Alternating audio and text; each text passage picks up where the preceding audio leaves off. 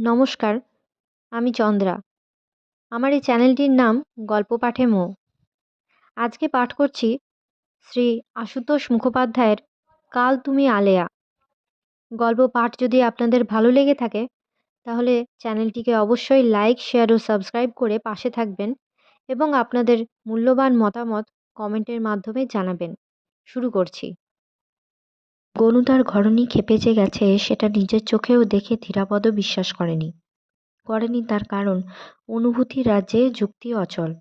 সেই অনুভূতির ইশারাটা অন্যরকম। শকুনি ভট্টাচার্য আর একাদশী শিকদারের রসনার বক্র আভাস শুরু হয়েছিল তাদের সংসারটিকে ওখানে এনে বসানোর দিন কতকের মধ্যেই। সোনা বৌদি সেসব গায়ে মাখা দূরে থাক, হাসি বিদ্রুপে নিজেই পঞ্চমুখী। বলেছে, 3 ছেলে মেয়ের মা, তাতে কি? মেয়েরা মেয়েই, কদর দেখুন একবার। চোখ পাকিয়ে তর্জন করেছে, আপনি নাকি রমণী পণ্ডিতের ওই 14 বছরের মেয়েটার দিকে পর্যন্ত চোখ দিয়েছিলেন? হ্যাঁ? 2 বছরের নিরুদ্বেগ সম্প্রীতি বেড়েছে, বই কমেনি।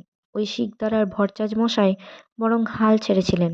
বদ্ধ জলাতেই আলগা আগাছা পচে, কিন্তু স্রোতের মুখে কুটোর মতো ভেসে যায়।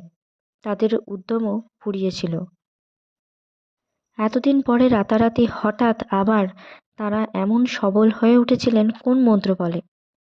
হলেও সোনা বৌদি গনুদাকে দিয়ে এভাবে বলে পাঠাতো না, নিজেই এসে বলতো বলতো আর পারা গেল না ধীরুবাবু, এবার নিজের ব্যবস্থা নিজে দেখুন। সেই রকম বচন বাচনই তার। আসলে যা ঘটেছে সেটা কোনো অপবাদের ভয়ে নয়। ভয় যা করে সেটা আজ তার প্রণামের বহর দেখে আর বেছে বেছে ওই বৃদ্ধ দুটিকেই নিমন্ত্রণ খাওয়ানোর ব্যবস্থা থেকে আরো ভালো করে বোঝা গেছে।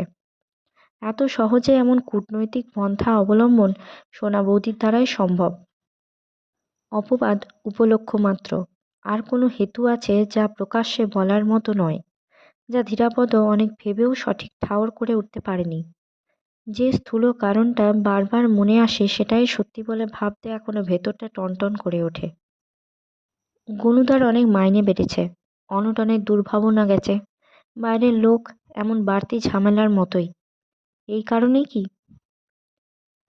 হোটেলে বিকেলের সারা জাগতে উঠে পড়ল।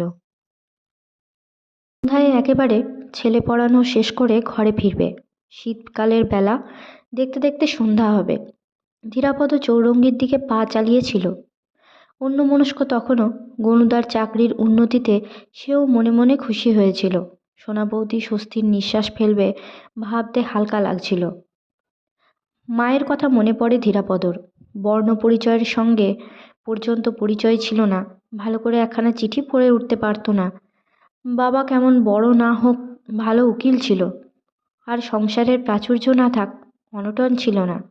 সেই সংসার মা চালাতো, কিন্তু হিসাবপত্র ঠিকমতো রাখতে পারতো না।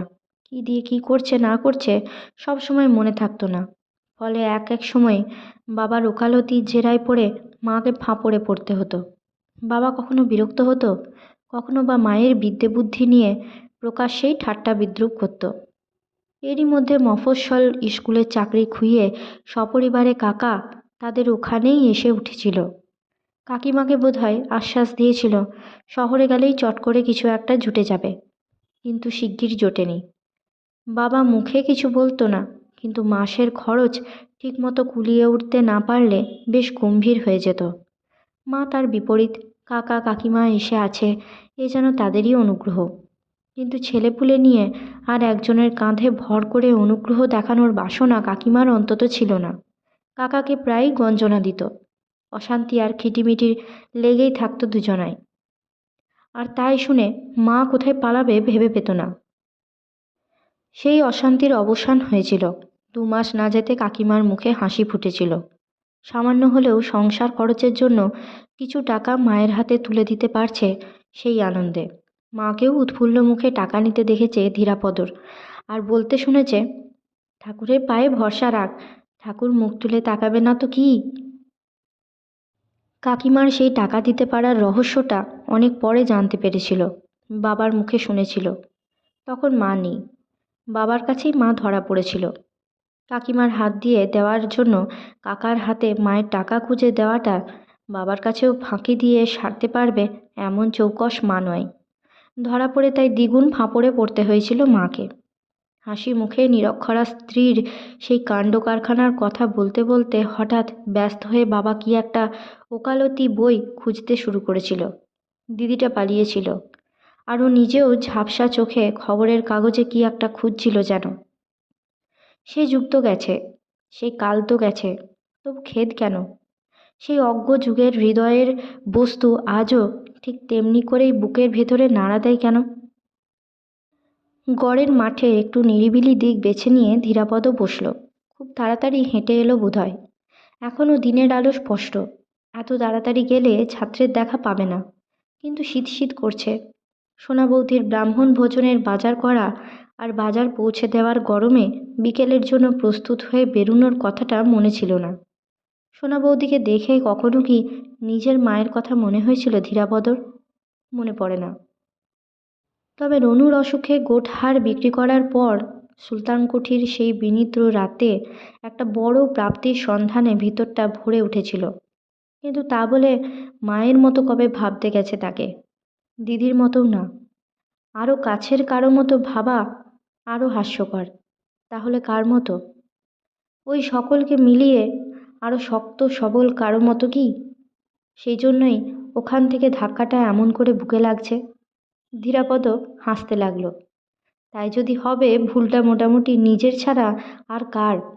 প্রত্যাশার জন্য দায়ী আর কাকে করতে যাবে? হঠাৎ থমকে গিয়ে একদিকে চেয়ে রইল ধীরাপদ।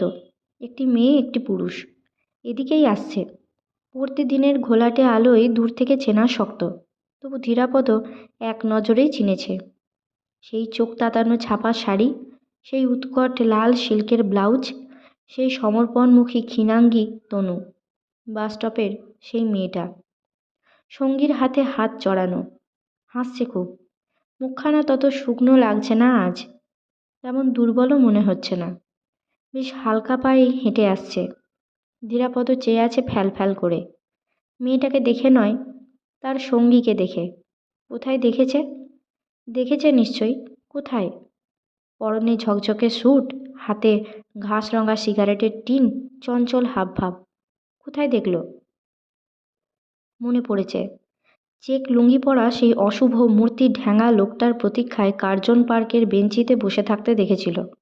লোকটার কথা শুনে একেই দুহাত মাথার ওপর তুলে নাচতে দেখেছিল, আর তারপর মানিব্যাগ খুলে 7খানা 10 টাকার নোট বার করে দিতে দেখেছিল। সেই তো।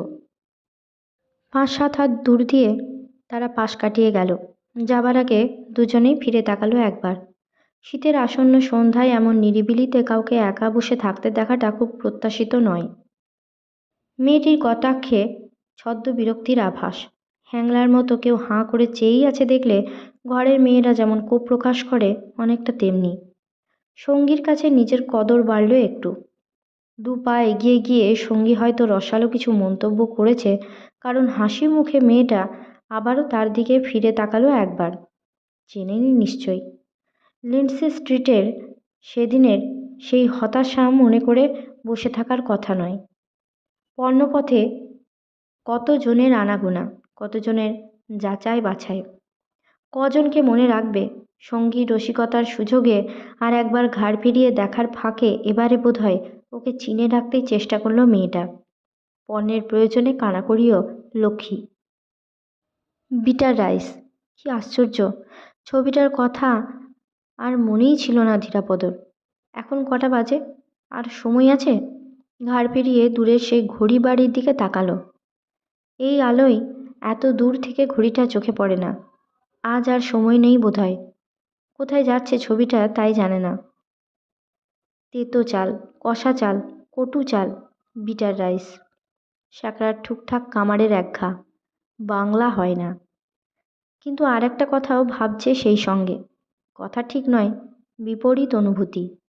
তেতো হোক, কষা হোক, কটু হোক, দুনিয়ায় বেঁচে থাকার শক্তিটাও বড় অদ্ভুত। শীত করছে বেশ। ছোটবেলা, দেখতে দেখতে অন্ধকার। ধীরাপদ উঠে দাঁড়ালো। ছাত্র পড়ানো আছে। দূরের রাস্তায় আলো জ্বলছে। এখানে পৌঁছতে হলেও অন্ধকার মাঠ অনেকটা ভাঙতে হবে। দেবাবুর 5 টাকার বেশি ভাগই অবশিষ্ট আছে। ট্রামে বাসে যাওয়া যাবে। কিন্তু ছেলে পড়ানোর নামে মাঠ ভেঙে ওই রাস্তা পর্যন্ত পৌঁছতেও পা দুটোর বেজায় আপত্তি। তার উপর শীত। শীত করছে মনে হতেই ধীরাপদ ধুপ করে বসে পড়ল আবার। এই অবস্থায় ছেলে পড়াতে যাওয়ার কোনো মানে হয় না। ঠান্ডায় যে সে হি হি করবে আর ছেলেটা অবাক হবে, ভাববে হয়তো মাস্টার ছেঁড়া চাদরটাও বেচে দিলে নাকি। আজকের মতো থাক ছেলে পড়ানো, শীতের প্রতি কৃতজ্ঞ। মাস কাবারে সোনা বৌদির হাতে 30 টাকা গুনে দেবার তাগিদ তো আর নেই। নিশ্চিন্ত। ছেলে পড়াতে যাবে না ঠিক করার সঙ্গে সঙ্গে ঠান্ডাটা আর তেমন কনকনে লাগছিল না। তবু বিবেকের কাছে চক্ষু লজ্জা আছে একটু। কাপড়ের খুঁটটা টেনে জামার উপরে দিয়েই গায়ে জড়িয়ে নিল। আর একটু বাদেই ওঠা যাবে, তাড়া নেই। আজকের মতো গল্প পাঠ এই পর্যন্তই। নিয়ে আসবো পরবর্তী অংশ পরবর্তী ভিডিওতে। সকলে ভালো থাকবেন, সুস্থ থাকবেন এবং পাশে থাকবেন। নমস্কার।